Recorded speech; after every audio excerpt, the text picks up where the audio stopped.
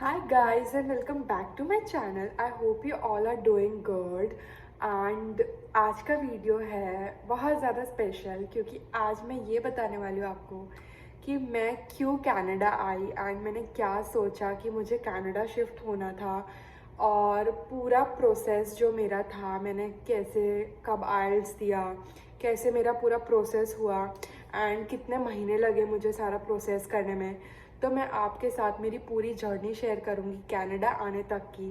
So stay tuned and watch this video till the end. I hope you will like this and I hope आपको मेरी journey पसंद आए। मैं ये कहना चाहूँगी कि मेरी जर्नी में काफ़ी हर्डल्स भी आए हैं एंड काफ़ी चीज़ों में बहुत स्मूथली मेरा प्रोसेस कंप्लीट हो गया एंड मुझे पता भी नहीं चला मैंने सोचा कि मुझे कनाडा जाना है एंड मैं अब यहाँ पे हूँ एंड इट्स बीन 2 months और अभी नवंबर में 3 months हो जाएंगे। सो पता भी नहीं चला कैसे कब हो गया, कब इंडिया छोड़ के कनाडा आ गई मैं। तो सबसे पहले मैं ये बताती हूँ कि मैंने ये क्यों सोचा। तो गाइज, मेरा एक बड़ा भाई है एंड मैं हूँ, हम दोनों इंडिया में रहते हैं, अपने पेरेंट्स के साथ ही रहते थे एंड मेरी मॉम का ये ड्रीम था कि हम दोनों बच्चों में से एक बच्चा उनका फॉरेन में जाके सेटल होए एंड वो थी मैं, क्योंकि मेरा भाई बिजनेस करता है इंडिया में एंड उसका बहुत अच्छा बिजनेस है वहाँ पे। तो अब बची मैं, तो मेरी मॉम का ड्रीम था कि मैं कनाडा आऊँ एंड मुझे भी एक था माइंड में कि मुझे एक दिन बड़ा होके लाइक फॉरेन में जाके एक बार एक्सपीरियंस करना है कि कैसे वहाँ पे सब चलता है, कैसी पढ़ाई होती है, कैसे लोग होते हैं। तो मैंने ये डिसीजन लिया था 2022 में कि मुझे भी कनाडा जाना है, लाइक फाइनल डिसीजन, क्योंकि मेरा बहुत डाइसी हो रहा था कि मैं इंडिया में ही कुछ कर लूँ या मैं बाहर चले जाऊँ। तो 2002 में मैंने डिसाइड किया कि मुझे कनाडा जाना है फाइनली एंड देन मेरे पास पासपोर्ट नहीं था, मैंने पासपोर्ट नहीं बनवाया था। तो 2022 में ही मैंने पासपोर्ट के लिए भी अप्लाई किया था और मेरा पासपोर्ट आ गया था जैन में 2023। फिर देन पासपोर्ट तो आ गया, बट पासपोर्ट आने के बाद आपको आइल्स देना पड़ता है। आइल्स में भी आपको पासपोर्ट की ज़रूरत होती है। तो मैं आइल्स भी तभी दे पाई जब मेरा पासपोर्ट आया। तो मैंने आइल्स की डेट बुक कराई थी फरवरी 2023 में एंड मैंने उसकी प्रिपरेशन 2-3 महीने पहले शुरू कर दी थी, क्योंकि 2-3 महीने तक आप अगर आइल्स की प्रिपरेशन करो तो आप आराम से आइल्स क्रैक कर सकते हो। 2-3 महीना ही करना पड़ता है प्रैक्टिस। सो मैंने आइल्स दिया एंड मेरा आइल्स का रिजल्ट आया था अराउंड फरवरी एंड में और मेरे 7.5 बैंड्स आए थे। तो ऑब्वियसली मैं लाइक एलिजिबल हो गई थी कनाडा आने के लिए, क्योंकि पहले, अब तो रिक्वायरमेंट चेंज हो गई है आइल्स की, बट पहले थी कि सारे मॉड्यूल्स में आपके 6.5 बैंड्स आने चाहिए, 6 बैंड्स।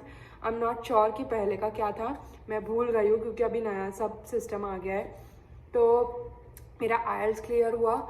आइल्स के बाद हम लोगों को कॉलेज चूज़ करने पड़ते हैं। तो अब इसमें 2 चीज़ें रहती हैं, या तो आप खुद से एप्लीकेशंस कर सकते हो या आप किसी कंसल्टेंसी के थ्रू करके अपना एप्लीकेशन फाइल कर सकते हो। तो अब मेरे को तो खुद से कुछ करना नहीं था, क्योंकि मुझे मालूम था अगर मैं खुद से करूँगी तो कुछ ना कुछ गड़बड़ मैं मारूंगी। इसलिए मैंने प्रेफर किया कि मैं किसी कंसल्टेंसी के थ्रू करवाऊँ अपना प्रोसेस पूरा। तो मैं बहुत सारी कंसल्टेंसीज के पास गई, बट जो मुझे बेस्ट लगी, मैंने 5-6 चूज़ की, 5-6 देखी एंड उसमें से एक चूज़ की एंड फिर मैंने लाइक हम लोग वहाँ गए एंड हमने बात वगैरह की। तो फिर वो लोग आप लोगों को बताते हैं कि कौन सा, लाइक पहले आपको इंटेक चूज़ करना होता है, आपको कौन सा इंटेक लेना है। तो मैंने सितंबर इंटेक चूज़ किया था एंड उन्होंने सितंबर इनटेक के लिए मुझे बताया कि कौन कौन से कॉलेजेस वगैरह ओपन हैं। उन्होंने मुझे पूरी लिस्ट दे दी, उसके साथ उन्होंने मुझे लिख के दिया मतलब कोर्सेज़ वगैरह, जो आपको पहले अपना प्रेफरेंस देना है कोर्सेज़ का कि आपको कौन सा कोर्स कनाडा आके करना है। तो ये पहले से जब आप आइल्स देने वाले हो तब से एक माइंड में सोचने लग जाओ कि आपको कौन सा कोर्स करना है, ताकि आपको बाद में प्रेशर में आके कोर्स ना सिलेक्ट करना पड़े। क्योंकि कंसल्टेंसी वाले जो कोर्स लाइक बहुत नॉर्मल होते हैं वो आपको दे देंगे, वो आपको बता देंगे कि ये बहुत फेमस है, तो ये नहीं करना, आपको अपनी पसंद का कोर्स चूज़ करके यहाँ पे आना है। तो उन्होंने मुझे लिस्ट दी, देन मैंने कॉलेज सेलेक्ट किया। मैंने 3 कॉलेजेस में अप्लाई किया था एंड तीनों की एप्लीकेशन फ़ीस थी। मैंने हम्बर, शेरिडन एंड जॉर्जियन में किया था एंड जॉर्जियन से मुझे एक्चुअली तीनों कॉलेजेस से ऑफर लेटर आ गए थे, बट सबसे पहले जॉर्जियन आईलेक्स से आया था तो मैंने उसमें ही अप्लाई कर दिया, क्योंकि हम्बर और शेरिडन का थोड़ा प्रोसेसिंग टाइम ज़्यादा है। तो मैंने उसका वेट नहीं किया क्योंकि टाइम बहुत ज़्यादा आगे जा रहा था एंड मुझे डर था कि अगर मैंने टाइम पे वीज़ा फाइल नहीं किया तो मेरा वीज़ा आएगा या नहीं, क्योंकि तब बहुत प्रॉब्लम्स चल रहे थे, लोगों के वीज़ा इतने जल्दी नहीं आ रहे थे। तो मैंने जैसे ही मेरा ऑफर लेटर आया मैंने अप्लाई किया कॉलेज में एंड विद इन 3 डेज़ मेरा एक्सेप्टेंस आ गया। एक्सेप्टेंस आने के बाद आपको कॉलेज की फ़ीस भरनी होती है। आपको अपने सारे डॉक्यूमेंट्स वगैरह, जो ट्रांसक्रिप्ट्स, रिजल्ट्स, मार्कशीट, जो भी आपको, जो अगर आप बैचलर्स करके आ रहे हो इंडिया से तो आपको वो सब अपने कनाडा के कॉलेज में अपलोड करना पड़ेगा। ये सब होने के बाद आपको वो वेरीफाई करते हैं, उसके बाद आपका एक्सेप्टेंस आता है कि आपने सारे डॉक्यूमेंट्स प्रॉपरली अपलोड किए हैं या नहीं। तो ये सब हो गया, देन आपको एक्सेप्टेंस आएगा। मुझे एक्सेप्टेंस आया, फिर आती है गाइस फ़ीस भरने की बारी। तो फ़ीस भरने की बारी आई तो फ़ीस थी मेरी 1 साल की 19,000 कैनेडियन डॉलर्स। देन वो फ़ीस हम भरते हैं, उसके बाद हमें रिसिप्ट मिलती है कॉलेज से। वो रिसिप्ट मिलने के बाद हम लोग अपना GIC के लिए अप्लाई करते हैं। तो GIC के लिए भी मैंने 2-3 बैंक्स देखी थी, RBC, Scotia and CIBC, but मैंने RBC में अपना GIC अकाउंट खुलवाया, पता नहीं क्यों बट खुलवा लिया। RBC बैंक बहुत अच्छा है गाइस, ऐसा सबको लगता है, किसी ने नाम नहीं सुना होता है, बट यहाँ आके पता चलता है वो बैंक बहुत अच्छा है, ऐसा कुछ नहीं है। तो मेरा उसमें है अकाउंट एंड उसकी सर्विसेज भी काफ़ी अच्छी है, ऐसा नहीं है। वो लोग टाइम टू टाइम आपको अपडेट करते हैं, अगर कोई भी उनको ज़रूरत होती है, कोई भी डॉक्यूमेंट्स चाहिए होता है तो वो आप पे है। आप किसी भी तीनों में से कोई भी बैंक में अपना अकाउंट खुलवा सकते हो, तो तीनों बहुत अच्छे बैंक है।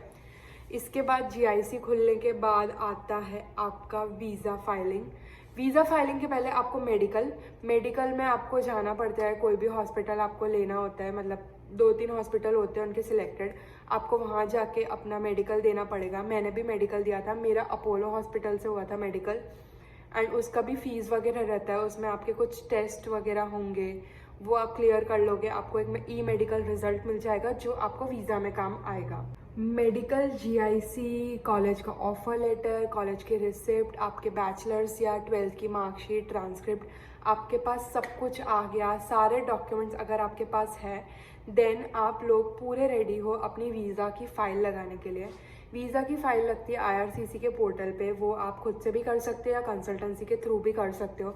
मैंने पूरा प्रोसेस कंसल्टेंसी के थ्रू करा है, तो उन्होंने वीज़ा फाइलिंग भी मेरा खुद से किया। तो आपको बस वहाँ जाके अपने डॉक्यूमेंट्स देने होते हैं एंड वो सब आपको करके देते हैं। उसके बाद आपको मिलती है आपकी बायोमेट्रिक्स की डेट। बायोमेट्रिक्स कुछ नहीं गाइस, सिर्फ आपको जाना पड़ता है अपने थंबप्रिंट्स वगैरह देने एंड वो आप दे दो, उसके बाद आपका वीज़ा प्रोसेसिंग चालू हो जाता है। उसके बायोमेट्रिक्स होने के बाद आपको एक मेल आता है पासपोर्ट स्टैंपिंग का। आपका पासपोर्ट स्टैंप होने जाता है दिल्ली, बेंगलोर, मुंबई, ये 3 जगह ही जाता है मेनली। ये 3 जगह जाके आपका पासपोर्ट पे वीज़ा का साइन लग के आ जाता है। जब आपका वीज़ा आता है ना, जब आपका बायोमेट्रिक्स हो गया, आपने वीज़ा फाइल कर दिया, आपका बायोमेट्रिक्स हो गया, देन आपको एक मेल आता है कि आपका वीज़ा लग गया है। उसके बाद आपको अपना पासपोर्ट स्टैंपिंग के लिए भेजना पड़ता है, जैसा मैंने बताया मुंबई, दिल्ली या बेंगलोर, तीनों में से कहीं पे भी आता है, तो वो वाया कुरियर आपको भेजना पड़ता है एंड उसके बाद वो स्टैंप होके आता है। तो आप समझ लो आपका वीज़ा आ गया फाइनली स्टैंप होके। उसके बाद करनी है चालू पैकिंग एंड जब आपका वीज़ा आता है तो घर में हो जाता है इमोशनल माहौल, क्योंकि तब आपको क्लैरिटी एक फ़ाइनल मिल जाता है कि नहीं अब तो जाना पड़ेगा कनाडा। सो जब मेरा वीज़ा आया था तब मैं भी बहुत ज़्यादा खुश तो थी कि फाइनली मैं जा रही हूँ, बट इमोशंस भी बहुत अलग अलग टाइप के आ जाते हैं कि आपको सब कुछ छोड़ के अकेले मूव करना है एक नई कंट्री में। सो वो सब बहुत 1-2 महीना बहुत ज़्यादा इमोशनल रहता है आपकी फैमिली मेम्बर्स के लिए, आपके फ्रेंड्स के लिए, आपके खुद के लिए, क्योंकि ऑब्वियसली आप खुद जा रहे हो वहाँ पे। तो बस यही रहता है एंड फिर वीज़ा आने के बाद हम लोग पैकिंग वगैरह शुरू करते हैं और मैंने भी यही किया था। मैंने बैग्स वगैरह ख़रीदे, पैकिंग की। पैकिंग में भी मैंने पैकिंग का पूरा व्लॉग डाला है, वो देख सकते हो कि पैकिंग अगर किसी को कोई जान इनटेक में आ रहा है तो वो ज़रूर मेरा पैकिंग व्लॉग देखना। तो पैकिंग करने में भी बहुत फन रहता है, सब शॉपिंग करना, ये लाना वो लाना। तो बस फिर देन आप फ़्लाइट टिकट्स भी बुक कर लेते हो वीज़ा आने के बाद। उसके मैं फ़्लाइट मैंने बुक की थी Air Canada, Mumbai to London, London to Toronto. And जैसा कि मैंने पहले व्लॉग्स में भी बताया है कि मैं 22 अगस्त को आई थी कनाडा, एंड वहाँ से मेरी जर्नी अब तक पहले 10 दिन थोड़े डिफ़िकल्ट थे क्योंकि जॉब वगैरह ढूंढना, सारा अपना प्रोसेस ख़त्म करना। बट एक बार आपको जॉब मिल जाती है, आपका सारा काम यहाँ हो जाता है, देन आपको लगता है कि लाइफ अब स्मूथ चल रही है।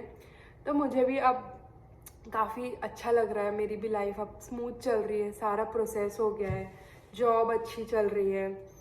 तो बस यही है, यही रहता है गाइस, यही सबकी जर्नी होती है, मेरी भी यही जर्नी थी।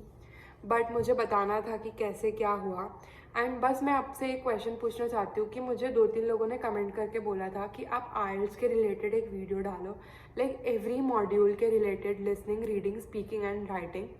तो अगर आपको आइल्स के रिलेटेड एक डिटेल वीडियो चाहिए तो मैं सोच रही हूँ कि उसकी एक अलग से प्लेलिस्ट बनाऊँ आइल्स की। तो अगर आपको भी चाहिए तो कमेंट करके मुझे बताओ, तो मैं इसके बारे में सोचूँ एंड मैं तैयारी करूँ आप लोगों के लिए अलग अलग, ताकि आपको कोचिंग में पैसे वेस्ट ना करना पड़े, आप घर बैठे बैठे यूट्यूब वीडियो देख के खुद समझ के, और आजकल तो बहुत सारे चैनल्स हैं और पीडीएफ्स अवेलेबल होते हैं जहाँ से आप पढ़ सकते हो।